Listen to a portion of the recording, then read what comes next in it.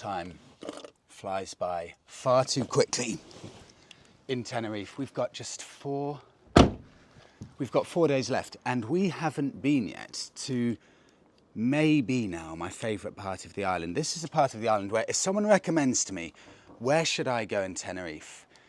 This is probably the place I recommend. It used to be Masca, but that became very, very touristy. But there's a spot up in the northeast part of the island that, to the best of my knowledge, last time I went there anyway, is still very much untouched. That is Playa Benijo, right up in the corner. Who can guess? Who remembers the videos I think that's the same car from that video, no? God, you know what? Maybe it is a bath.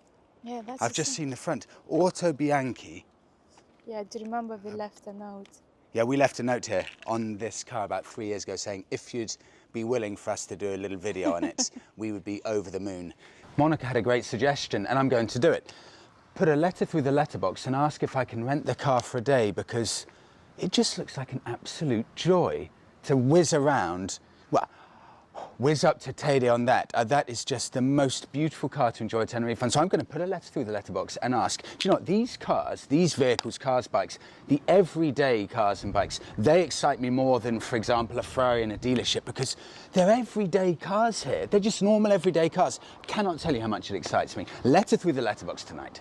Never heard back from them, but these are, certainly in the UK, they're so rare, you will never ever see one in your life. Look at this, we've got a kind of clear view of the volcano of Teide, but yesterday Kalima came, and Kalima's where all of the Sahara gets kicked up and blows over onto the Canary Islands.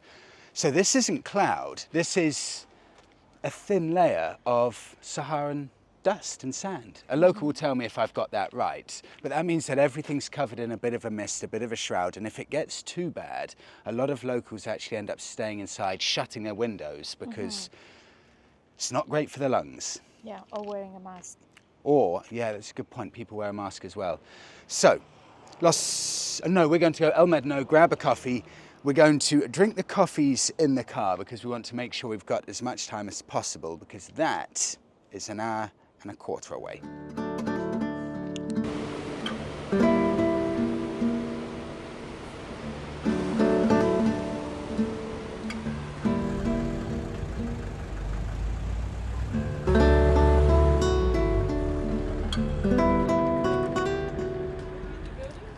I love seeing all of these old German cars just pootling around the island.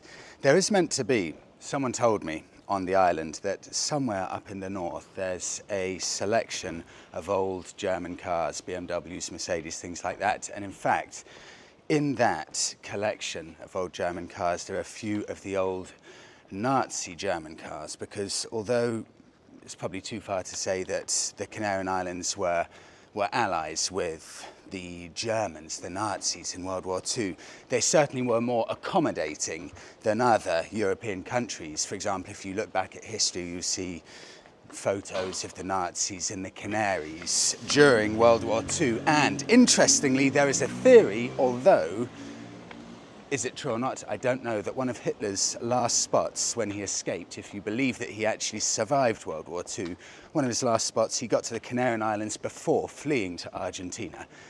Is that just a myth or the truth? I don't know, but there are a lot of links to that time, Nazis and the Canaries. In fact, Monica's just reminded me, my friend Adam from Easy Rider Tenerife, he went over to one of the Nazi buildings that was over in, I think, the island of Fuerteventura. It's completely cut off by itself, but all of the islands of the Canaries, I think, have some kind of link to the Nazis.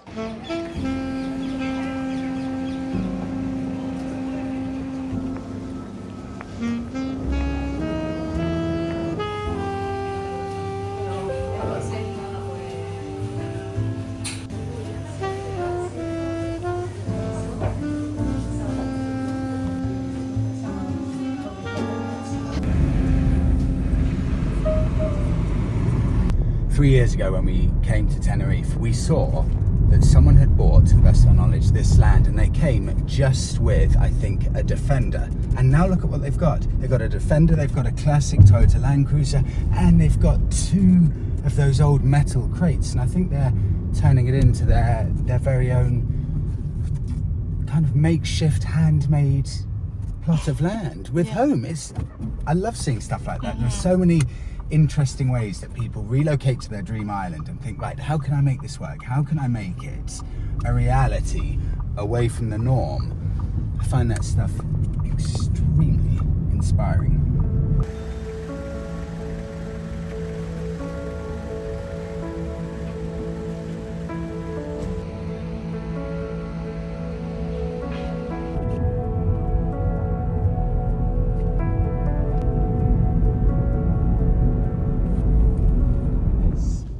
These roads are exactly why Playa Benijo is very probably my favourite part of the island of Tenerife, because there's no motorway connecting where we are in the touristy south to this part of the relatively cut off northeastern tip of the island. You have to cross to traverse this mountainous range in order to get to Playa Benijo, and just take a look at the scenery.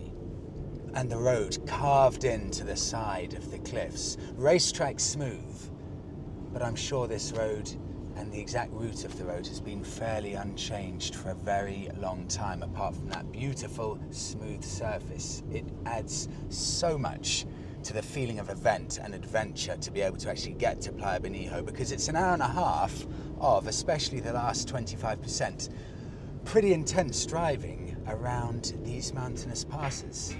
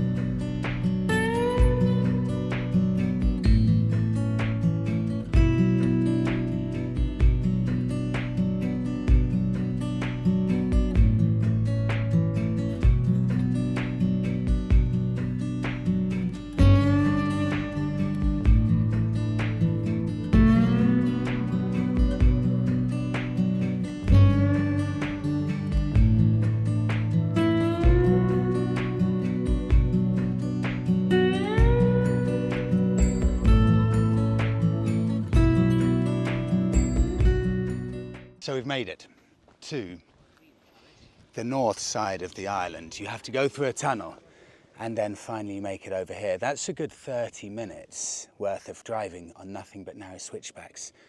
And you can see Kalima's just taken over the whole island, north to south. So I think where we want to go, somewhere here in between this valley, or just to the right-hand side, is Playa Benijo.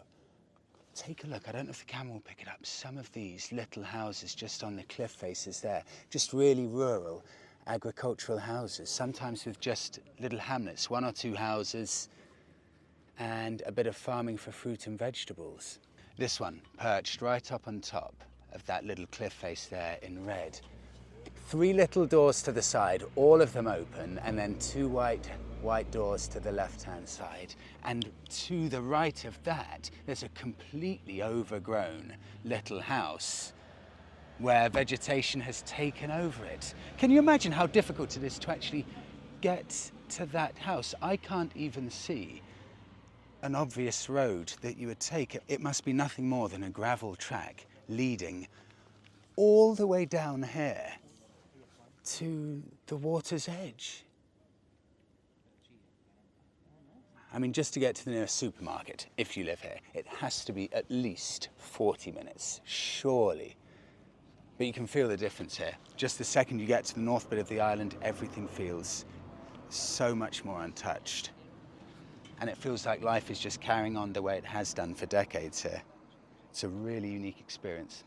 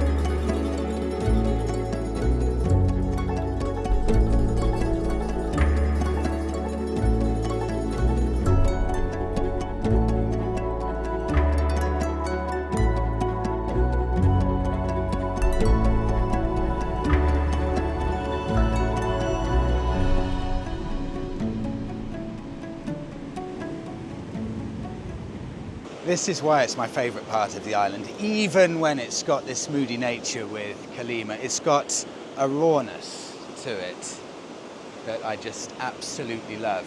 Black sand beach, and so much of the coast is so dramatic. You really can't have any developments along here. If you flip over to your left-hand side, take a look at this. Really, all you've got is this one development carved into the rock face, and that's it. The rest is just completely uninhabitable and impossible to build any roads or anything around it. You've just got this road that would have been probably blown up with dynamite to accommodate this one road going all the way down here to just a few rows of tiny little shops and houses, probably no more than about 25 or so.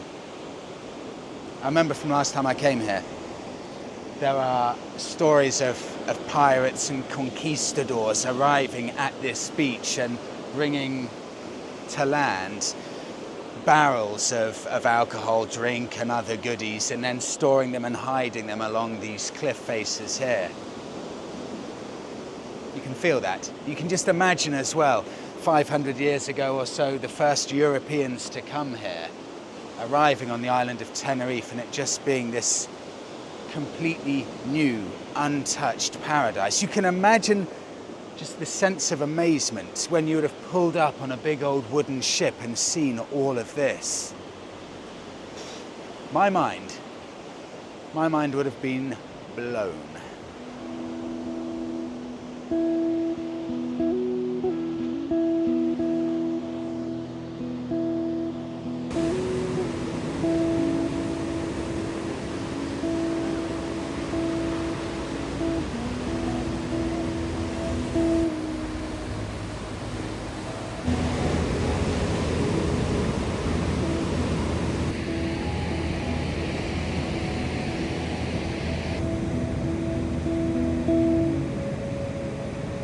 These are two lovely looking cruisers.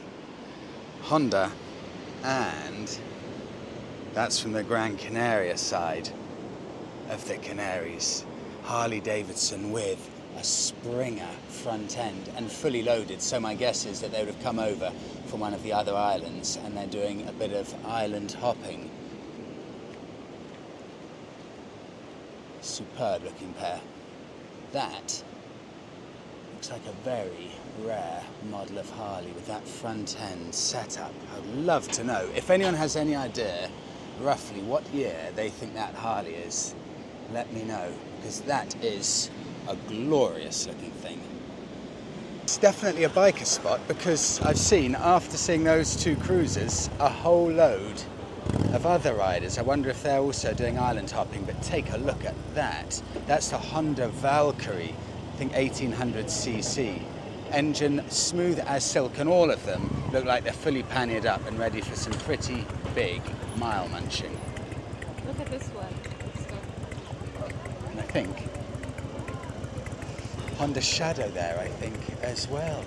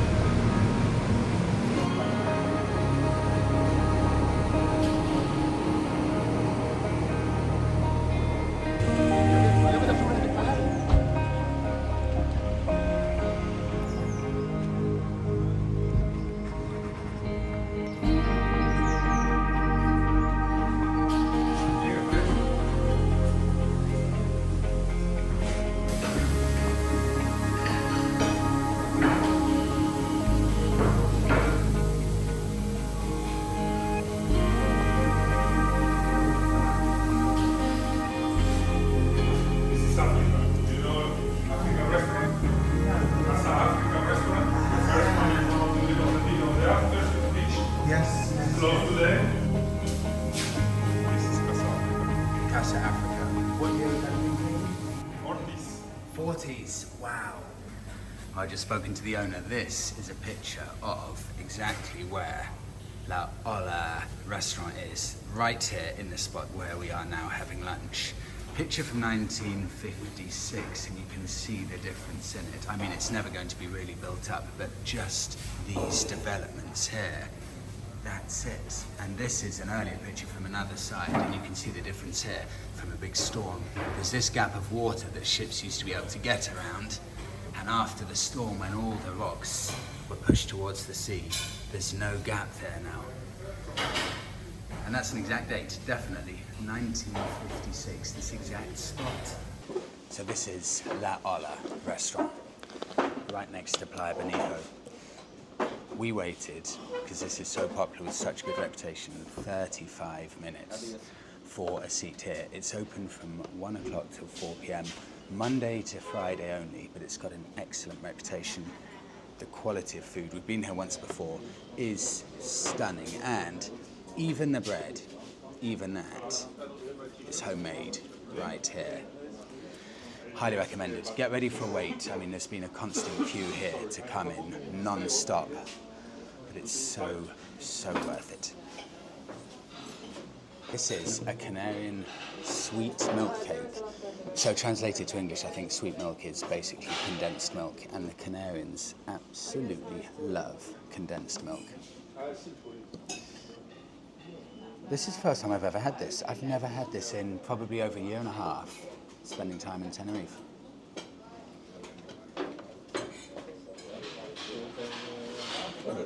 Delicious. A bit like cheesecake mixed with condensed milk.